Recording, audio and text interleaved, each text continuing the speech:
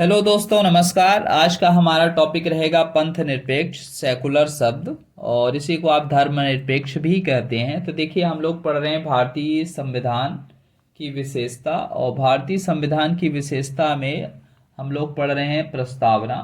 और देखिए, प्रस्तावना को आप इंग्लिश में प्रेम्बल कहते हैं।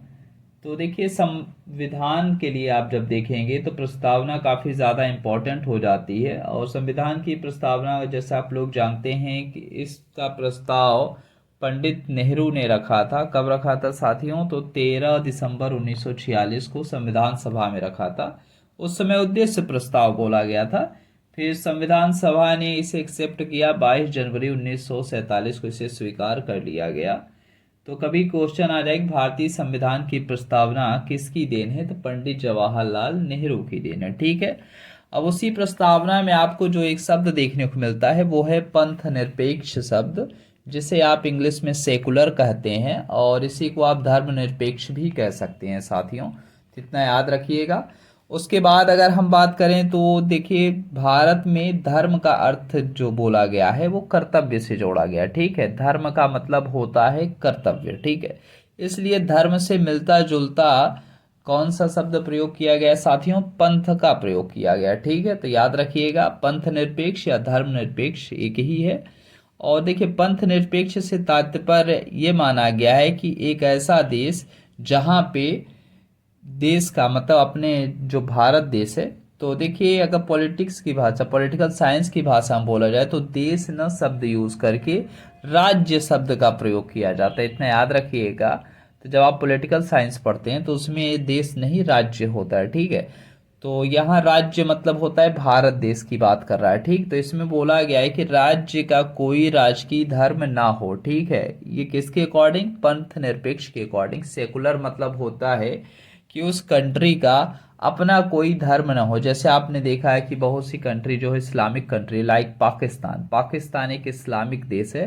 तो ऐसे बहुत से कंट्री हैं जहाँ पे आप देखें कोई स्पेसिफिक वहाँ पे धर्म प्रभावी है, और उसी धर्म के नाम से उस देश को भी जाना जाता है। लेकिन इंडिया में क्या बोला गया? भारत जो है वो सेकुलर कंट्री है, पंथ निरपेक्ष देश है। इतना याद रखिएगा।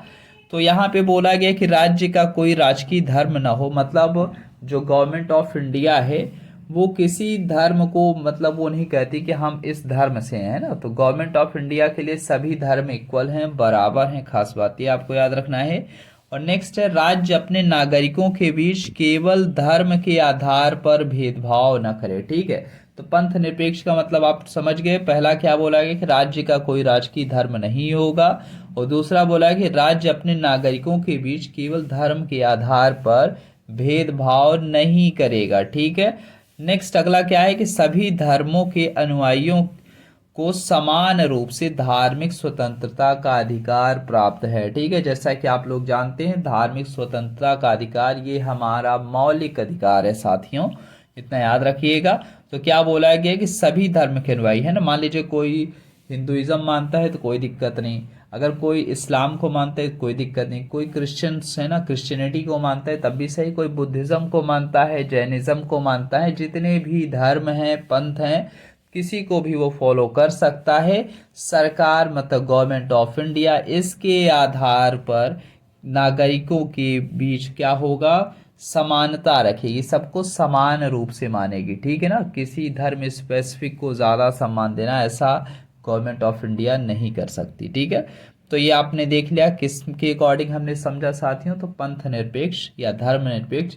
और ये शब्द हमें कहाँ देखने को मिलता है? तो प्रस्तावना में देखने को मिलता है। तो भारतीय संविधान की जो प्रस्तावना है वो क्या है साथियों? तो प्रस्तावना आप देखें तो एक समरी है। ठीक है। संविधान की समरी है, जिसमें हमें संविधान के दर्शन का पता चलता है, आइडियोलॉजी का पता चलता है कि हमारा संविधान किन आदर्शों, किन विचारधाराओं के आधार पे है। ठीक है। तो वो सारी चीज़ें हमें किससे पता चलती है? प्रस्तावना के आधार पे ना। अगर मान लीजिए आपके पास कम टाइम है तो आप प्रस्तावना देख के समझ सकते हैं कि संविधान कैसा है, उसका नेचर क्या है।